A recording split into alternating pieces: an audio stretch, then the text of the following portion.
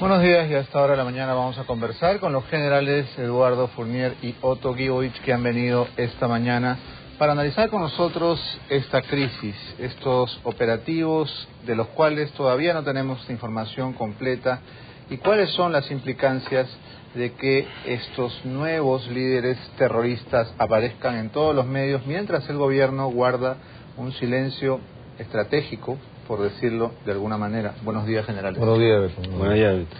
¿Cuáles son sus primeras sensaciones al escuchar a este impávido, desafiante, evidentemente soberbio líder terrorista? Primero, Beto, que yo creo que de alguna forma ayuda a que la ciudadanía, la sociedad en conjunto, entienda la calaña de los terroristas. Este es un psicópata, un avesado delincuente terrorista, que creo estaba buscando precisamente las pantallas de la televisión o la audiencia a través de la prensa. Pareciera que ellos quieren de alguna forma capitalizar la derrota de Artemio en el Guayaga y están buscando erigirse como los continuadores de esta aventura terrorista, tratando de influenciar sobre potenciales seguidores. No hay duda que aquí hay un claro mensaje político. Han tomado rehenes, luego los han liberado ilesos. El mensaje también es a la población: nosotros no nos metemos con ustedes. El problema es con la Fuerza Armada y la Policía Nacional.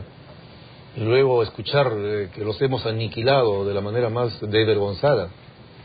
Y sería esa una buena razón para también recordar los derechos humanos de los policías y los militares, ¿no? General Fournier, ante este despliegue, esta especie de roadshow que hacen los terroristas, evidentemente queriendo encontrarse con la prensa, porque uno no se encuentra de casualidad por el camino con una columna senderista, ¿qué efectos puede tener para la estrategia antisubversiva del gobierno, que más bien está optando por el silencio? Es decir, como forma o como parte de la guerra, hay una estrategia informativa que a estas alturas no parece muy clara de parte del gobierno. ¿Qué piensa usted? Mira, Beto, me disculpas, los términos utilizados contra estos criminales, asesinos, pues son criminales, asesinos son delincuentes, no podemos decirle líder. Estos son cabecillas. Si le decimos líder, estamos contribuyendo a levantar el ego personal de esta gente, que no son líderes. En eso tiene razón. En realidad deberíamos establecer una especie de manual de estilo para tratarlos y no llamarlos, por ejemplo, camaradas, sino alias camarada, quizás. Delincuentes es la palabra que más les duele a ellos, porque ellos se consideran que no son delincuentes y no son salvadores, ¿no es cierto? Entonces, este efecto, como tú lo dices, que para mí también veo de que no ha sido un encuentro casual, de que yo como periodista estoy buscando información en la zona, estoy investigando y sorpresa, me encuentro con la columna que tanto lo estamos buscando nosotros, ¿no? Por aire, por tierra y por agua. No los encontramos, entonces a mí me parece que eso no ha sido tan casual. Demasiada suerte, ¿no? Y si ha sido así, bueno, excelente. Pero tampoco no me parece bien las imágenes que se están difundiendo, ¿no? Por el trabajo que estamos haciendo, que perjudica el trabajo que estamos haciendo. ¿De qué manera? Porque se están informando hechos de que son lamentables, que tratan de lacerar y tratan de mellar la imagen de las Fuerzas Armadas y la moral de ese personal. La moral de ese personal, ¿no? Del personal policial y militar que está en la zona. Porque es un mensaje que le dice, por si acaso, mira, ¿qué te va a pasar si vuelves a entrar por acá? ¿No es cierto? Entonces, es lamentable lo que está sucediendo. Y el discurso de este delincuente no es tampoco casual de la noche a la mañana, es un discurso preparado y es un discurso comunista, ¿no? Con una retórica ya obsoleta que no tiene cabida en ninguna parte del mundo. Ahora, había esa discusión de que si son sicarios del narcotráfico o son realmente senderistas ideologizados. General Gibovich, ¿cuál de las dos hipótesis le parece la más creíble? Y yo creo que aquí hay que tener las cosas claras. Ellos son terroristas y están tipificados así, además, por las Naciones Unidas, Beto. Yo no sé qué buscamos creándole, inventándole nombres, como que esto es una narcoguerra, que suena un poco a guerra entre narcotraficantes. Este es un combate del Estado peruano a través de la policía y la Fuerza Armada contra terroristas. Es cierto que ellos se apoyan en una plataforma que es el narcotráfico, de eso viven. Pero no podemos cambiarle de nombre porque equivocamos también las estrategias. El combate al terrorismo requiere una visión integral del problema que incluye la parte política, la lucha ideológica. Si decimos son narcotraficantes, vamos a tener que suspender cualquier aproximación ideológica para ver los valores de la democracia, de la libertad que estamos defendiendo. Entonces, esto hay que tipificarlo bien. Son terroristas que se aprovechan de la base logística que les da el narcotráfico. Ahí nos estamos equivocando al crearle o inventarle nombres innecesariamente. Y con eso confundimos a la opinión pública, confundimos también a los líderes que tienen que tomar decisiones. Estos son terroristas. Lo que pasa es que no nos damos cuenta que en el tiempo ellos han sufrido una metamorfosis. Hay un cambio. Se aproximan a la población, ya no matan civiles, están tratando de ganar el apoyo de la población que antes ellos la perdieron totalmente y con eso lo derrotamos en los 80 y los 90, pero no por ello dejan de ser terroristas. En las universidades continúan con la misma plegaria, están tratando a través del Movadef de buscar una aproximación política, están tratando también una estrategia contra los niños a través de las editoriales y el Ministerio de Educación, sutilmente. Entonces ellos han cambiado de estrategia, pero no dejan de ser terroristas. Ahora, respecto a la situación angustiosa de la familia de los policías, llamados todavía desaparecidos en combate, aunque en realidad a estas alturas ya las esperanzas se extinguen. ¿Qué posibilidades podrían tener ellos de haber sobrevivido a un ataque como este en un terreno como el que corresponde a la zona del enfrentamiento? Bueno, mire, es difícil aseverar de que esta gente haya muerto o esté viva, ¿no? Mientras no aparezcan vivos o muertos, no podemos. ¿Pero qué dice el protocolo de las Fuerzas Armadas? ¿En qué momento un combatiente desaparecido es declarado muerto o desaparecido en combate? ¿Cuál es la terminología? No, nosotros por experiencia en la zona hemos tenido patrullas que han entrado a hacer un determinado operativo y hay gente que se ha quedado una semana y que aparentemente lo dábamos por desaparecido y después de la semana han aparecido vivos, han salido del monte. Acá no sabemos, ¿no? Las posibilidades son pocas tal vez, pero esperemos, pues abrigamos la esperanza de que puedan salir con vida, ¿no? Es un tanto difícil porque la zona es muy, muy difícil, muy enmarañada, es una selva totalmente inhóspita y sin vías de comunicación para poder entrar y poder penetrar, ¿no? Entonces yo creo que habría que esperar qué es lo que informan en forma oficial los que están encargados, porque si no podemos perjudicar el trabajo que se viene realizando en esa zona. Allá hay gente capaz que está desarrollando la situación del momento, lo que está sucediendo. Nosotros estamos dando una opinión con la experiencia que hemos de la lucha contra el terrorismo de muchos años y de haber estado en la zona, que tenemos una idea de lo que es, ¿no? Y como dice también acá Otto, no hay farcalización ni narcoguerra, eso no.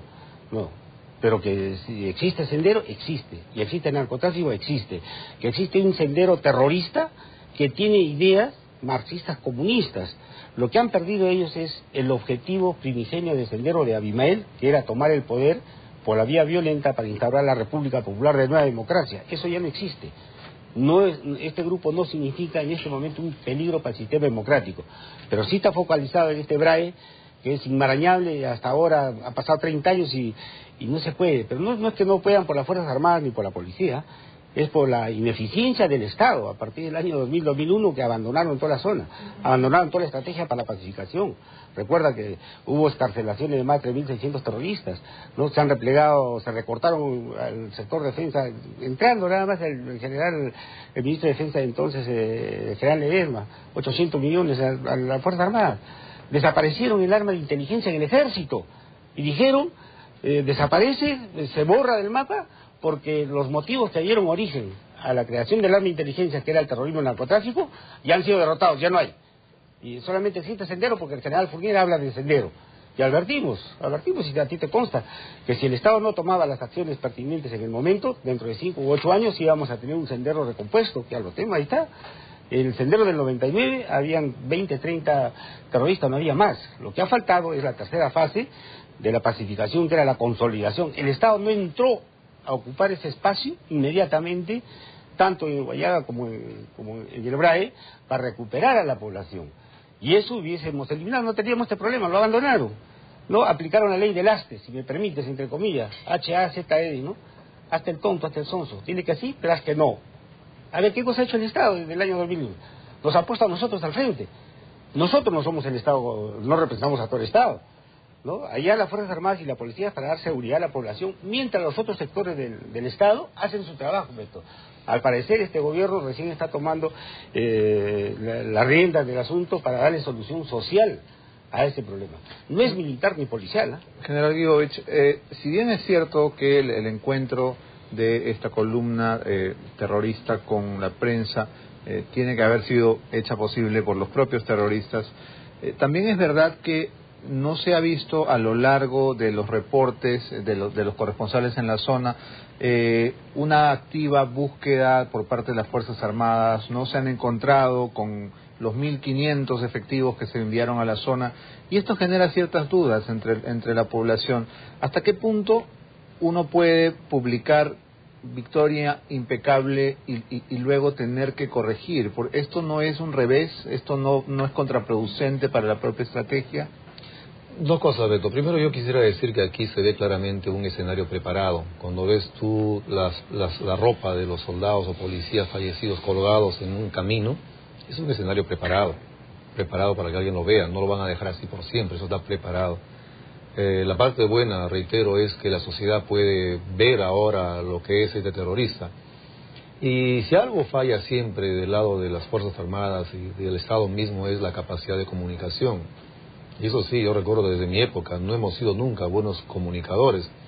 Quizá aquí los asesores han presentado pues un escenario poco fantasioso, y han obligado a hacer declaraciones que de repente no son las más exactas aún, porque las operaciones continúan y es de esperarse que tengan éxito. Aquí también hay una crítica muy dura hacia la Fuerza Armada y la Policía Nacional por mucha gente, por muchos opinólogos. Y fíjate, solamente para comentarte, en el Guayave, en los 80, cuando empezamos a combatir a Sendero allá, solamente en un año podían haber más de 100 muertos de la Fuerza Armada y de la Policía Nacional, en un año.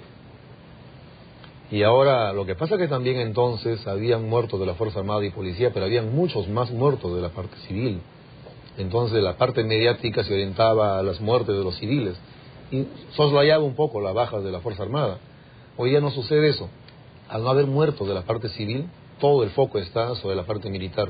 Y en buena hora, ojalá que logremos sensibilizar a la sociedad y a los políticos en particular, que son los que tienen que dar las políticas de Estado sobre la gravedad del tema, ¿no? General Fournier, usted tuvo una importante participación en la captura de Feliciano, y quisiera que nos cuente muy brevemente, por cierto, cómo es que uno de los hermanos Quispe Palomino se convierte en colaborador para propiciar la captura de Feliciano, y cómo es que usted sobrevivió a un ataque muy parecido al helicóptero en que viajaba en la zona. Sí, la historia no ha sido contada en toda su extensión. La primera parte de la captura de Feliciano fue un trabajo de inteligencia, yo digo inteligencia filigrana, que duró 1 año y medio, un equipo especial con gente experimentada, de gente que tenía mucho oficio. ¿Es cierto que había uno de los Quispe Palomino como colaborador? Sí, a eso voy. Gente experimentada en este tipo de trabajo. Y una vez que localizamos y sabíamos dónde estaba Feliciano, nos trasladamos al campo, al monte. A mí no me lo contaron, yo estuve ahí, yo dirigí ese operativo.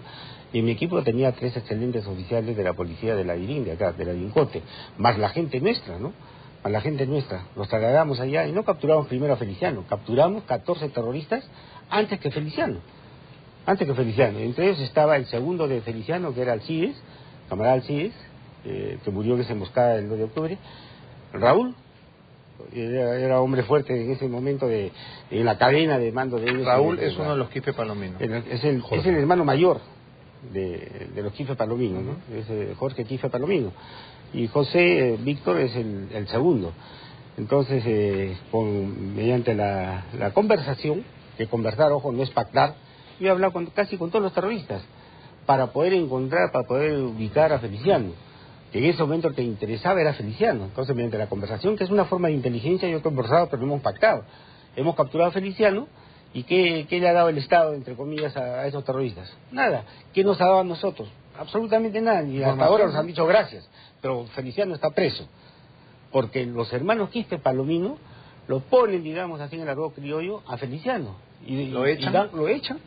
Y entonces encontramos el lugar y se hizo el trabajo operativo, ¿no? Lo que llaman inteligencia operativa. Aquel que investiga sobre el enemigo también debe participar en las operaciones para poder llegar al punto exacto y evitar algunos excesos que han habido. ¿Está bien? Después de esa captura nos hemos trasladado al monte, con 14 terroristas más, con 14. Llegaron la mitad a buen recaudo y la otra mitad entramos para buscar el contacto, y lo utilizamos a Raúl, que hizo contacto con sus hermanos. Yo hablo con sus hermanos, con José, hablo con ellos, ¿no? Y lo que viene acá es un tema, hay varias cosas, varios ingredientes que solamente voy a decir uno. Conversaba yo con José y con Raúl, que aparentemente ya esto se iba a terminar, porque no había para... Eran 20, 22, y tenían 10, 12 fusiles y se acabó el asunto. Lo que sí la intención era sacar a los niños pioneros. Esta columna que muestra este delincuente Martín es la primera camada de niños pioneros, ¿eh? El año 99 tenían 8 años, 10 años, ahora tienen 20. ¿Por qué se les llama niños pioneros? Porque ellos forman, según su doctrina de Sendero, que es la semilla del nuevo, de la nueva generación comunista, maoísta, y los adoctrinan a los niños, matan al papá y la mamá y se los roban, se lo han llevado al monte. En esa época yo he visto 150, 180 niños. ¿Esa es la metodología? Es decir, secuestrar al niño y matar a los padres. Esa es la historia. O simplemente robarlo, ¿no? Secuestrarlo. Lo que hemos visto después otros niños, esta es la segunda camada.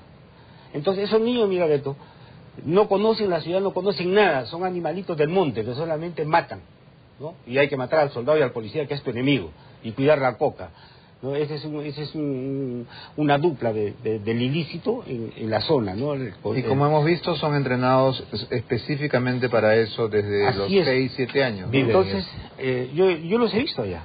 Pues yo conversaba con José y con Raúl, ¿no? Y cometimos tal vez uno de los errores en este momento, que dije, bueno, José y Raúl me decía, bueno, ¿qué va a haber para nosotros, no? Entonces dije, de repente el Estado les tendrá algún beneficio como colaboradores, pero no se salvaban de la justicia, ¿no? Yo no tenía ninguna autoridad para proponer nada, ni mucho menos, como acusan otros opinólogos, que tú lo has escuchado acá. Fournier hablaba con los terroristas y se comunicaba con Fujimori y con Montesinos. Oiga, yo nunca hablé con Fujimori ni con Montesinos. Lo que hice en el campo fue mi decisión, porque ahí se desarrolla la situación de acuerdo a cómo se te presenta. Que yo hacía la intención de que sí, presidente, voy a hablar, que me miraban ellos, era mentira, porque en esa época no había medio de comunicación. Teníamos un equipo satelital que parecía un ladrillo, que solamente entraba por horas. ¿A quién le voy a preguntar? Pero yo tenía que jugar con ciertas artimañas en la zona. Entonces, pero no estaba presente Alipio, que es el más criminal, por si acaso, de esta zona. En Fiereza es Alipio, después es Raúl y después es José. Entonces, yo cuando digo, bueno, con ustedes de repente va a haber un tipo de consideración, pero con Alipio, este fue el desliz. Con Alipio no, este es un criminal y esto tenemos que capturarlo y mandarlo a la cárcel. Los ayayeros de Alipio que escucharon eso le dijeron a Alipio, por si acaso Raúl y José están hablando con el general, a ti te van a capturar y tú vas a la cárcel. Él es el que hace la emboscada, a punta de cañón, días antes. José y Raúl no estuvieron en la zona de emboscada, no han estado. El que dirige la emboscada es Alipio, que es otra cosa. Y la emboscada es contra el helicóptero en el que usted viajaba. Claro, pero no era contra el helicóptero, era contra nosotros, ¿no? O sea, Alipio lo que quería era matarme a mí, ¿no? Y matar a la gente. Pero con la experiencia que tenemos en el campo, mi patrulla sale viva. Yo también salgo vivo después de una semana a través del monte. Pero el helicóptero es derribado. No fue derribado. El helicóptero paró, bajó. Y hay otras circunstancias porque estamos vivos. Estamos vivos por un error de pilotaje, que es otra cosa. Por eso... ¿Están vivos por un error? Sí, de nosotros, ¿eh? El momento que entró el helicóptero, en ese punto yo había viajado 4 veces. Y dejaba el helicóptero, deja pues las huellas. Y el quinto, cuando ya deciden hacer la emboscada, preparan los explosivos debajo, y en el centro de las 3 huellas de la llanta del helicóptero, ¿no? Entonces, cuando entro yo en el último vuelo, primero entró, por si acaso, la compañía especial de comandos a dar seguridad, como siempre lo hacía.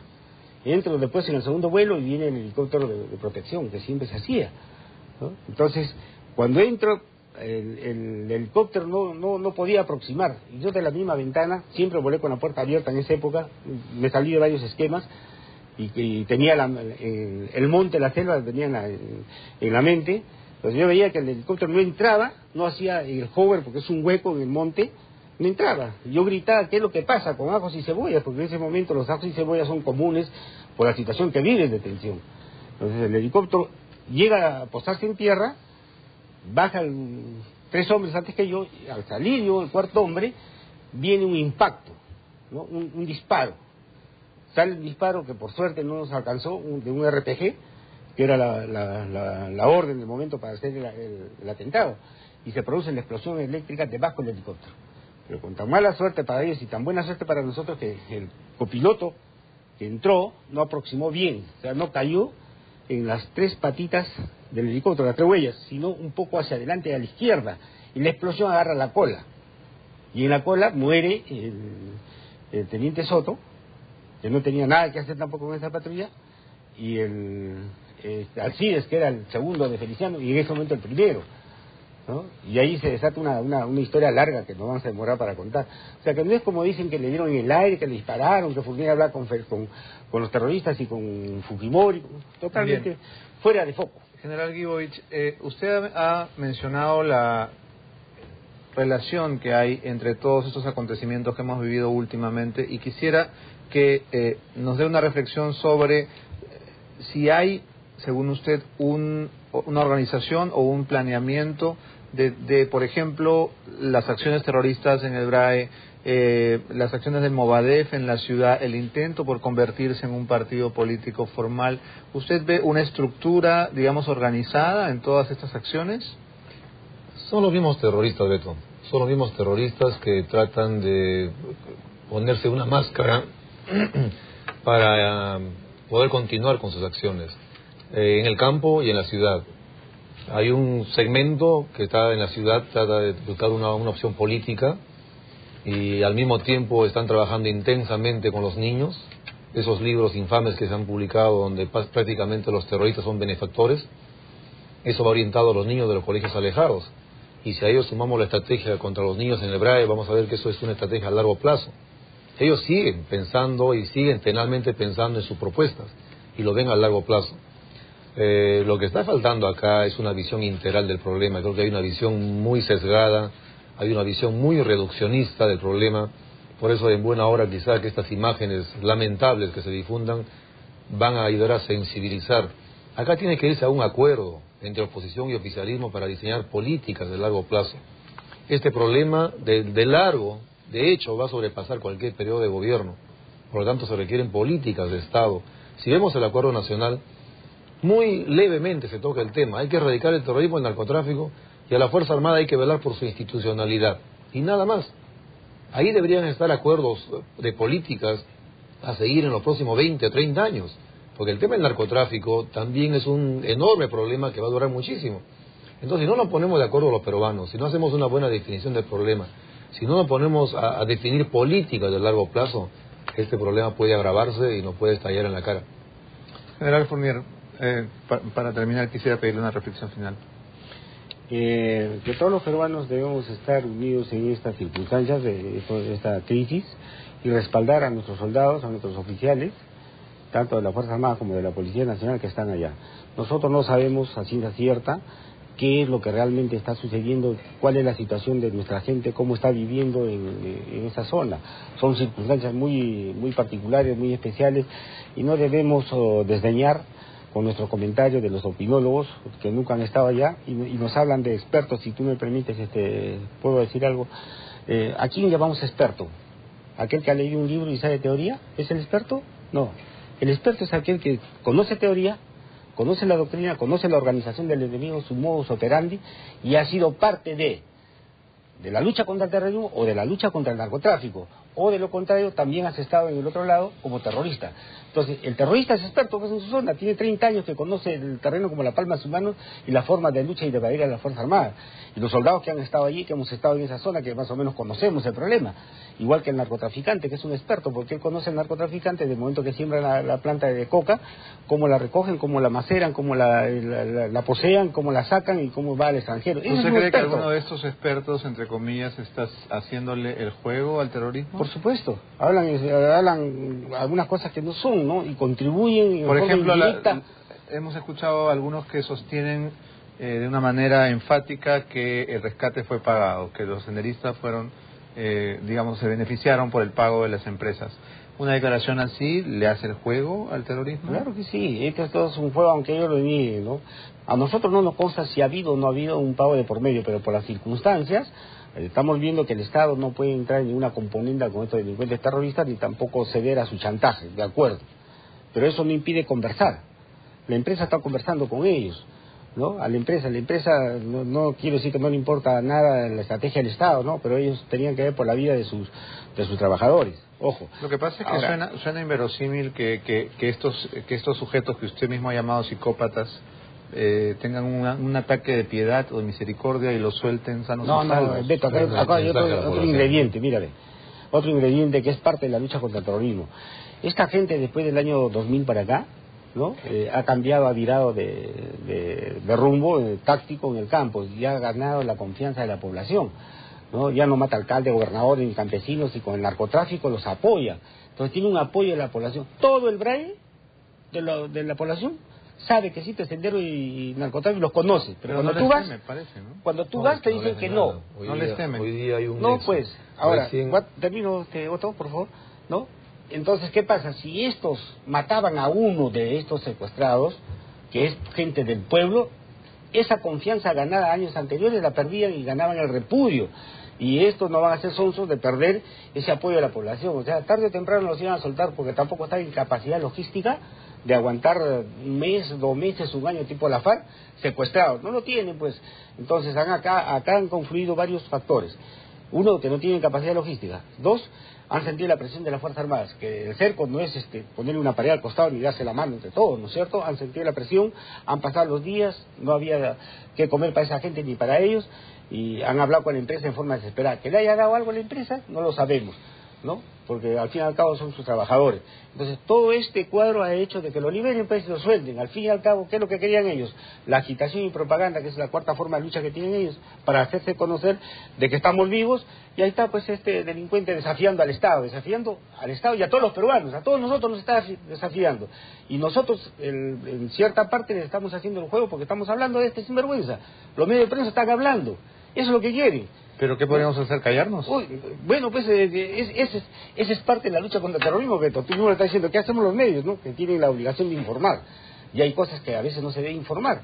En este caso yo preferiría que se informe cuando terminen los hechos qué ha pasado, porque estamos interrumpiendo el trabajo que están haciendo ellos allá. ¿Usted coincide, general Guibovich, en que el mensaje de Sendero a la población ha sido: nosotros no estamos contra ustedes, no los matamos a ustedes, estamos contra los uniformados? Ahí hay un mensaje sutil, y Beto, permíteme decirte, en los últimos años, de alguna forma precaria aún, Sendero ha logrado que algunos segmentos de la población del BRAE, sobre todo los cocaleros, se constituyen como una especie de base social, algo que no lograron en las décadas pasadas, porque ellos arrasaban con las poblaciones. Hoy día han cambiado de metodología y sí están consiguiendo alguna forma de apoyo.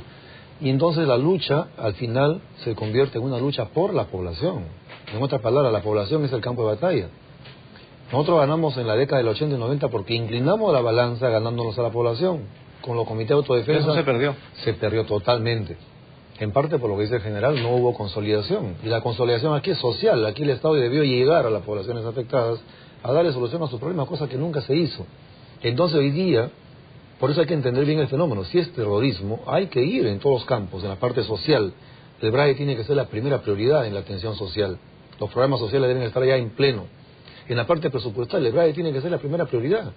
Y en la parte política, deberíamos empezar ya, que los partidos políticos o los responsables del Estado diseñen estrategias para explicar las bondades de la democracia y explicar y condenar lo que es el terrorismo. Pero hemos visto las condiciones de pobreza extrema en que se vive en esa zona. 54% en esa zona que tiene un canon minero realmente envidiable, ¿no? 54% es un absurdo. Agregamos algo chiquitito. Muy chiquito. Muy cortito.